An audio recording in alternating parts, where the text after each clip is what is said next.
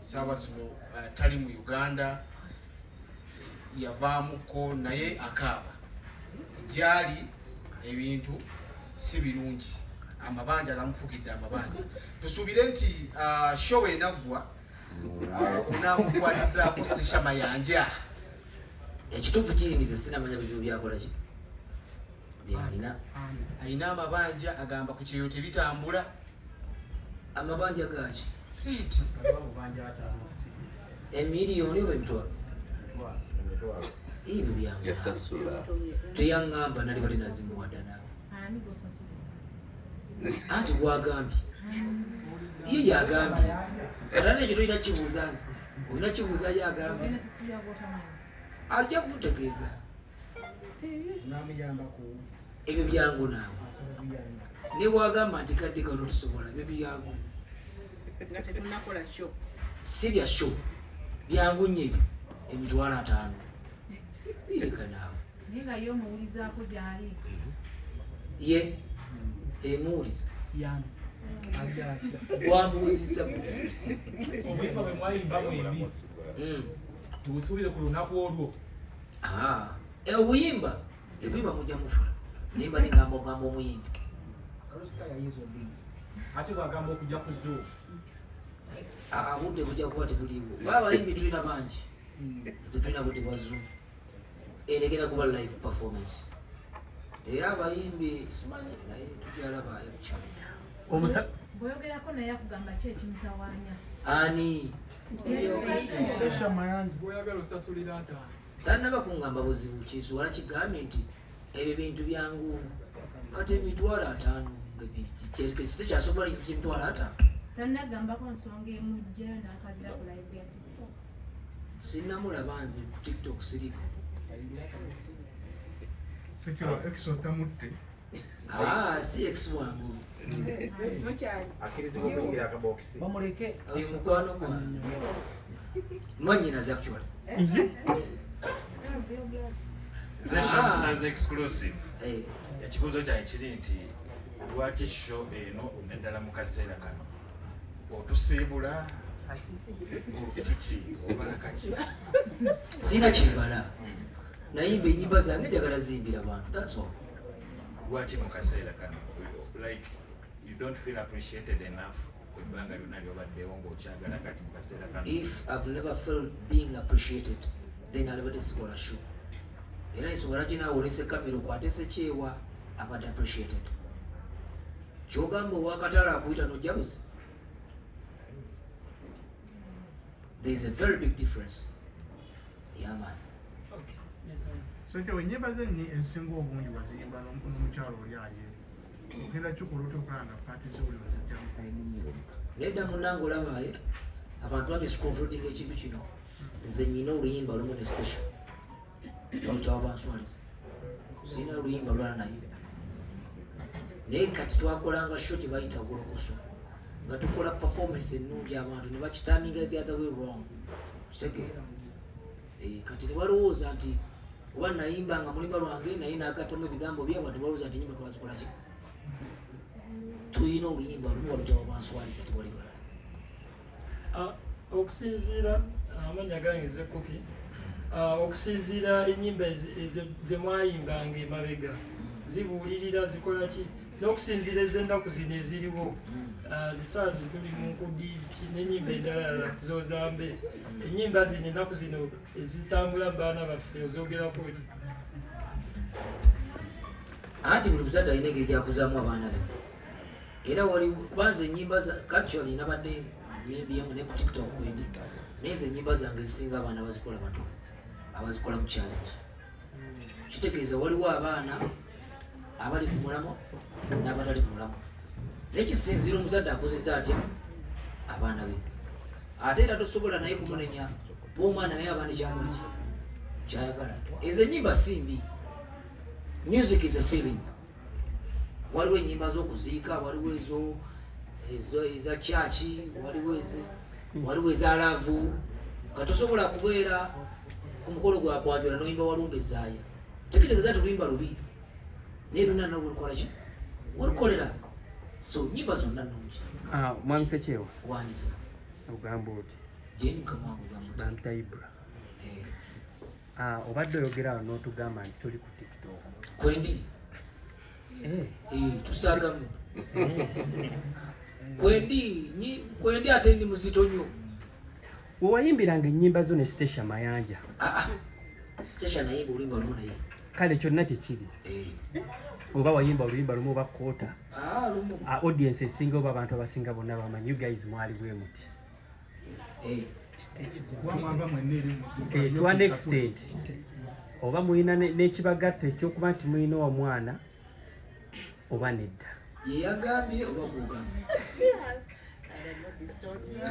tukimanyi mukimanya nti mwakijjawo mwakijjawo namukyali eri ekatwenge mwali mwazaalayo sibeerawo katwe nze sibeerako katwe mukamwaka omuyina toyina omuyina toyina oba tomuyina nze ndi musajja muganda bambita Ssejewa Charles tozalirwa tobalirwa luzaalo fe abaganda tugamba ebyomuju tebitotolwa kati ne tukoleko tulabe twogere ku show okusingira ddala kati exclusive one on one munaagendebwani ebuziba nga oli naye nga kino tukimaze tubuuze ku show ekimulinza yetotole ate bwoba omuganye leme kukusa mulamu bwate monna bwoba musimbe ekimulinza yetotole ate bwoba omuganye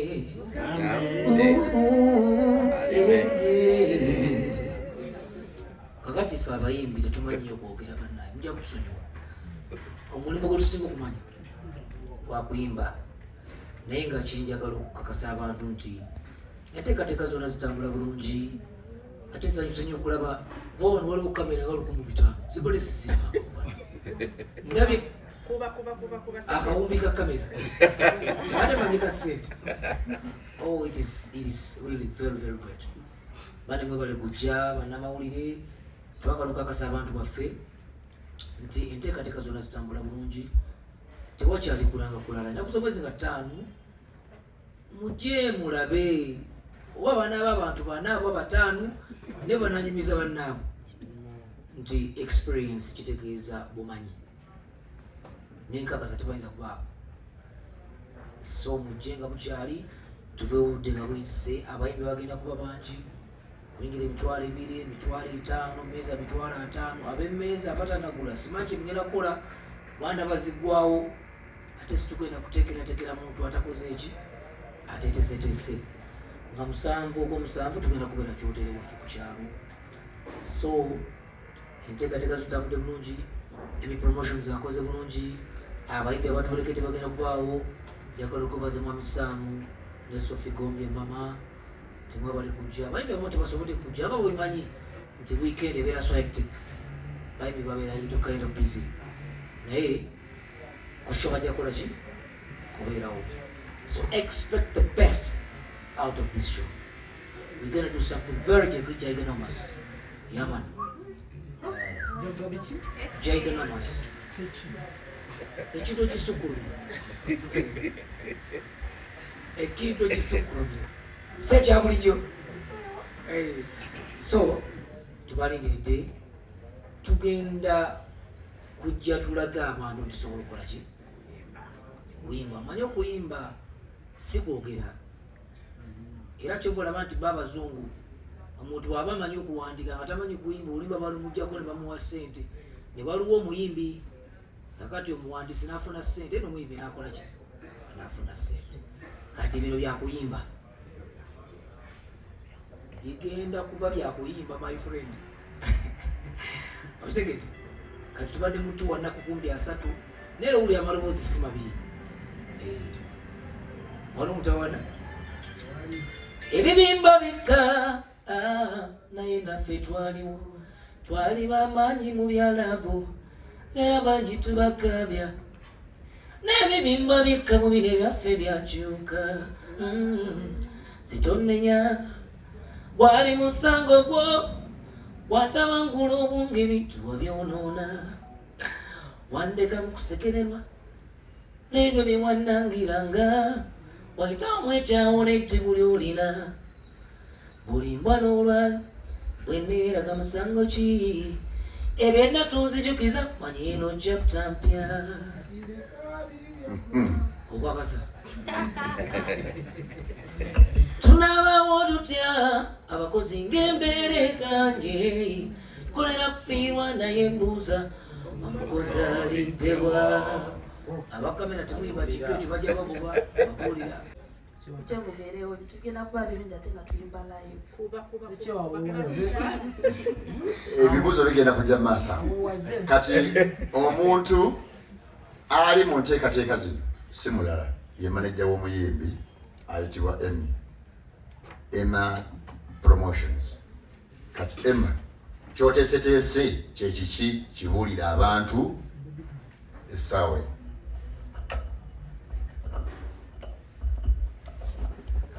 Kansoke mpabulemu kiri Emmy Promotions CM ampaniriza zemo basinkana nate olw'enteekateeka eya show gyetuusa experience ya Charles Sekyewa. Nzijukira lwe twasimba okubeera ffenna ebibuuzo byali bingi, ogenda kuyimba naani, muyimbi kibayimbi kyabagenda okuwerekerako, posita ntumala ntukufulumya era ndowooza mwena mwaziraba. So ennaku z'omwezi nga 5 tuli ku papaazi, tiketi zafulumye edda weziri ku papaazi azeetaaze weziri ku papaazi then n'ekyo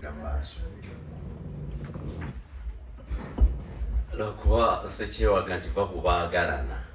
toteekayo bigambo byo. Banange etusanyusa okukola bannamawulire mwebale nnyo mwebalire ddala. Ffe abatambudde mu lugendo lwa Sekyewa ffe tumanyi gy'avudde n'egyenvuddeewe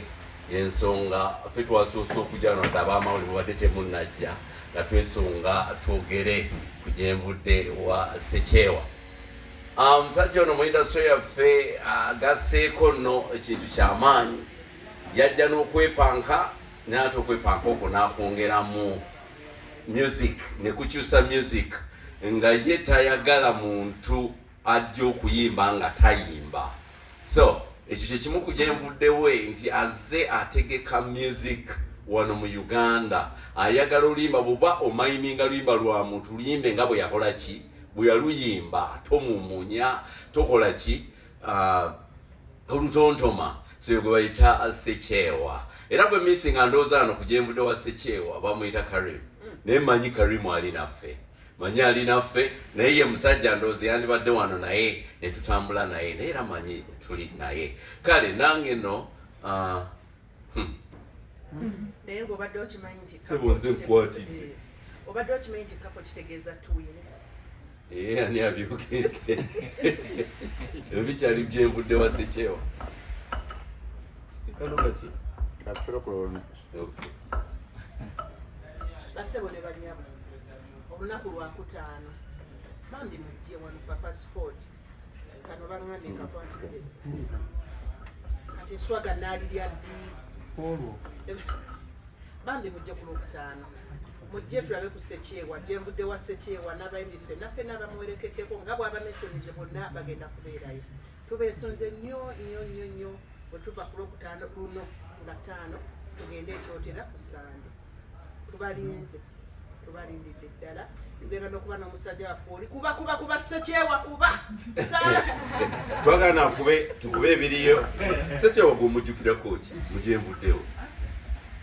Simanyiza nti embuuza Sekyewa anti yabituganya Bigwege naye kale tugenderawo bebimu ku bye yatuganye. Sekyewa twali tumanyi nti Karimu bw'anaavaawo ajja kunogokako n'akasajja kalemeddeko kakubye mpaka katyakuba. Sekyewa olugezigezi lwalina kale mumanyi olugezigezi si olugezigezi olubi, naye musajja amanyi endongo, musajja amanyi okuyimba, musajja ayawula ku kibi n'ekitali kibi. Naye kisinga obubi ayawula nnyo ku muyimbi n'atali muyimbi ate n'abawabula. Mujje Sekyewa bebe namutumi mubuuze ku lwokutaano kintu okyogedde bubi okitegedde bubi. Andirodi yakusanga oguze enkoko nedda n'akugoba. Nze Kamilio ne Sekyewa bw'oba omanye ebikwatako kamiliyoni ne Ssekyewa ebyo birala. Simulinaako mutawaana gwonna, tandinaako mutawaana gwonna. Actually kamiliyoni yali Ssekyewa yali badde azalibwa na w'amayanja. Oyo bw'oya no kitegete naye si bye mbadde njogera tebibadde ku kamiliyoni. Omuntu akkirizibwa okwetakulira anti Gamira ali mu Eagles Production envaayo kati ate wakibe n'ogambe kamiliyoni wandibuuza wakiri bya Eagles Production ne Green Production ffe twagitandika nekivaamu omanyi omuntu okudduka ewakaawe naye babirungi Green Production ffe twagitandika n'agyaluna ne twagivaamu ne tukola ebirala si mu mutima mubi naye ekintu kibaawo n'okyusa kitegete muganda yamani sekitegeeza tusuubire omulabako ani kamiliyoni ajabeerawo naye ate ngoyinza obutabeerawo ate n'ogamba tewamulamu. Omukulu n'abadde abuuza akagundi kano obadde otya sitayiro oba kiwala. Naye kati kambuuze walala benge ekiwalana nga kiri makati wokka ng'ewalala waliyo enviiri bagiyita sayiro ki bagiyita Ssekyewa style. Ekibuuzo ebbanga lyoyimbidde oyise mu kusomozebwa okw'enjawulo olinayoko oluyimba lwali oyimbye nga lukwatagana kugwe ku byoyitamu. Nayimba omukozi aliddewo omukozi aliddewa obutali bumativu bwali bufuze abutali bumativu era bwali bukuba nti nkola amasifu namulungi. Kati ndowooza tufune ekibuuzo kimu nga kikwata ku show sente giyinako emitwalo 2 emiliyoni ameka awo Muzira atandikire atubwire ku music waabwe essaawa zino music aliwo abavubuka bwe batukubira n'owaaba n'ombu essaawa zino bwomuteekamu alina message gyakuwa n'essaawa zino music twetulina wakidandali kiki yali mu music waabwe okubeera nga essaawa zino ng'ojja oluyimba lw'emyaka 10 n'oluyira nga okyasobola okufunamu ekyamakulu. enkudi yaffe naye omusajja oyo mwali muleesewo oyo oliripaza omulaba yabagamba nti tubiyimba ne bakola ki babiwulira so nakola mu adjustment katono era mukama yamuwadde blessing which is very okay. Nakugambye nti music is a feeling era buli muntu alina kyakola ki kyawulira nekyayagala. Ffe twakola music oyo olaba oyo atavaako kuba tasobola kuvaako. We took our time, studios nazo nga nnungi nga tetupapa naye kakati omuntu ayagala ayimba oluyimba leero enkyafulumya olulala naye kakati zibe zirya negguli bava ku baagalana ndire lwanaabeera nga tebaagalana sina pressure okitegedde abayimbi abo ekibaliridde problem pressure nti music oyo webidandali olina oba ofulumya all the time naye tubagaana nawe watambule n'ekyo naffe tutambule n'ekyaffe. Buli muntu waddembe okuwagira kyakola ki kyayagala. Kadongo kamu waali reggae music waali zungu waali so omuntu yakola decision ye nga ki ng'omuntu era situlina music wetugamba nti mulungi waffe situli babagizi aŋŋamba ndi Canada naawe lwaki tojja eno ne muganda nedda nnyabo nagula ebintu byange gye biri eno ate mbirekeranye sigenda kubirekera abantu babibbe simanyi oba yali ayina ebibi I don't know. Kati tufune ekibuuzo ndowooza kimu ku show Katugenda ku kyasho ambuze ekibu kyokka tugende ku kyasho eyanza erinnya kyanza Ivan Kakyumbaali. Ekibuuzo kyange okulira bwa Kakyumbaali TV ekyo kuyukira kati mukama wange ogezi noyogera